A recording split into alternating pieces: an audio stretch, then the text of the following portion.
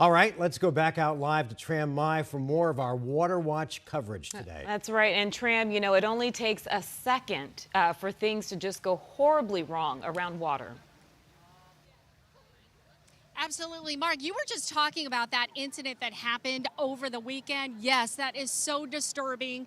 And yes, it is good that that child is still alive. But sadly, it's only April, and already we have seen that there have been at least several drownings of kids under the age of 5 right here in Maricopa County already. And it's not even that hot yet. Well, there is no season on drowning, but children can drown in winter, spring, summer, or fall. That's why you always have to be ready. And of course, we'll have more on that throughout the next 3-hour period. Yeah, I know in the background here, we're showing some of the kids learning some swim lessons. We're going to get to that right here at the YMCA in Ahwatukee. But first, before we get into those swim lessons, we want to show you a story from 12 News journalist Colleen Sikora, who's talking about just how important those swim lessons are.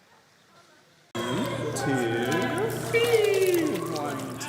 At just about 7 months old, He's loving it. Austin Hermes' son, learning all about the water at Aquatots in Mesa. He hasn't really cried or screamed at all. We were kind of worried about that it'd be miserable for him, but he really seems to enjoy the water. And safety too.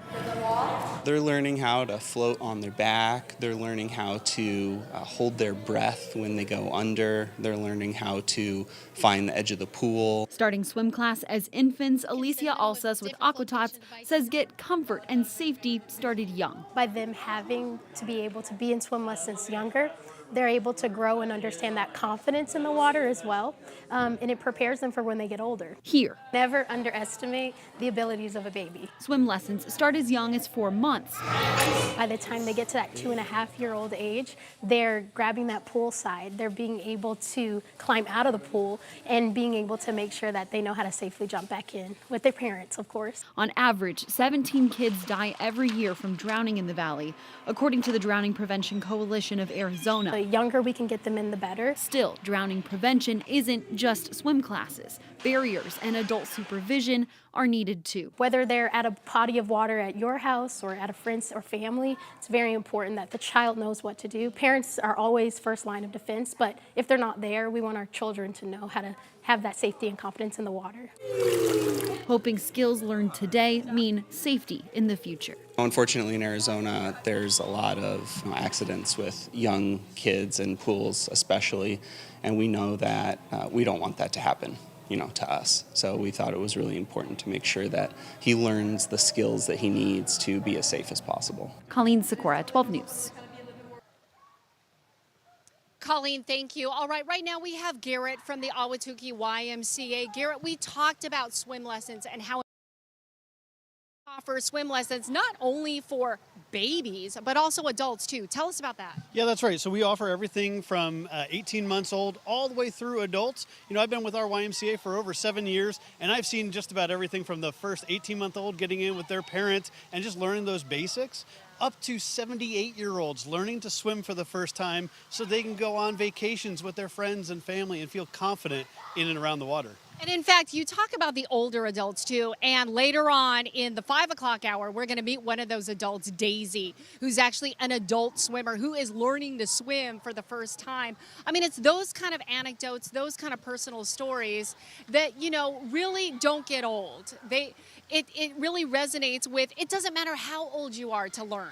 That's right. So at a very early age, it's all about saving lives and keeping kids safe in and around the water. But then as you mature through life, we want this to be a lifelong sport, an area that you are confident in as an adult, that you can go to the beach, you can go to a backyard barbecue and not be afraid or fearful of the water. It's something that you can really enjoy. Yeah. All right. And you offer a lot more too. Well, of course, we all want our babysitters, our grandpa and grandma, mom and dad, everybody in the neighborhood to know CPR. What about certification at the Y? Do you teach that as well? Absolutely. We offer several certifications at the YMCA, from lifeguarding, swim instructor, babysitting, and of course CPR and first aid certifications as well. Okay, Well, so CPR is, of course, not the most important day of your life that you learn it, the most important day of somebody else's life, isn't it? That's absolutely right. This is a way to keep our entire community safe, not just yourself and your loved ones. We like to be responsible citizens and encourage that. So going and getting your CPR first aid certification is critical to every adult, every individual.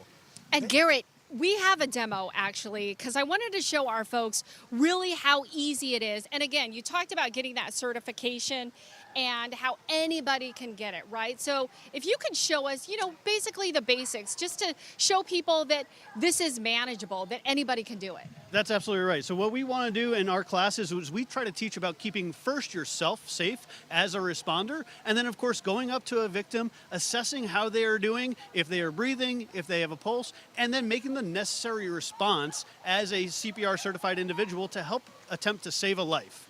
So what that looks like for us is you would go up to an individual, right? You'd see how they're doing. Are you responding? This person happens to be unresponsive. So I'm going to go ahead and check if they're breathing. What I'm doing is I'm hearing for a breath, and I'm looking if the chest is rising and falling. It is not. And then what I do is I feel for a pulse as well, right? So I'm checking if they have a pulse, if they're breathing. And then, of course, if they are not, that is when we begin our CPR compressions and the entire process as well. Of course, we also like to tell an individual nearby to go call 911, so we get the first responders here to really support us as we're making a life-saving maneuver.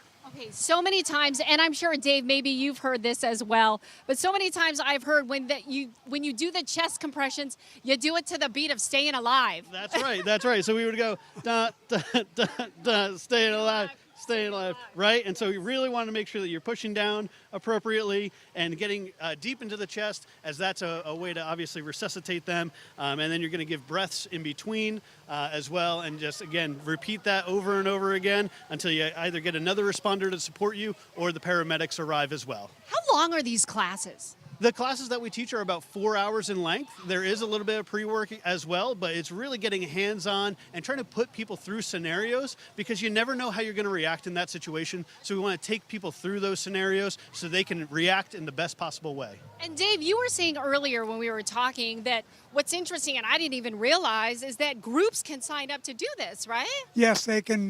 You can bring a group in. You can bring the whole neighborhood in, the whole family in. That's right. So the YMCA offers classes at our local YMCA, but if you have a group or a corporation that you really want to get certified, we will come to you, because we just believe it's so important for every individual to get certified. When I was at the babysitting age, you just got a babysitting job. You didn't have to have many qualifications.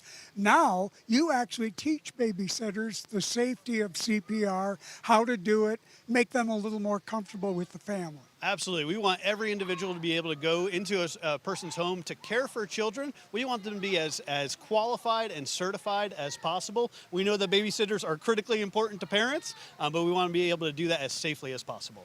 But not only the babysitters, but school teachers, anybody that has contact with your child should know CPR, and the parents should insist on it, shouldn't they? I absolutely believe that they should insist on it. You should ask for certifications. You should ask about your summer camp counselors that you might have, your school teachers, etc. Again, every individual in our community should be certified, and the Y is here to help support that. So incredibly important. We've got a lot more in store, including Bianca from Phoenix Children's Hospital. She's going to talk about injury prevention, and also Matt from Gilbert Fire. He's going to be talking about what he sees, what people, parents, adults can do, especially since he is the first line of defense. I mean, really, when those firefighters and those paramedics show up, they're the ones who sees what happens, what unfolds. So we're going to have a lot more from them coming up. But again, if you want any more information, don't forget to go to our website, www.12news.com/waterwatch. But for now, let's toss it out to Lindsay for a look at our forecast. Lindsay. Hey.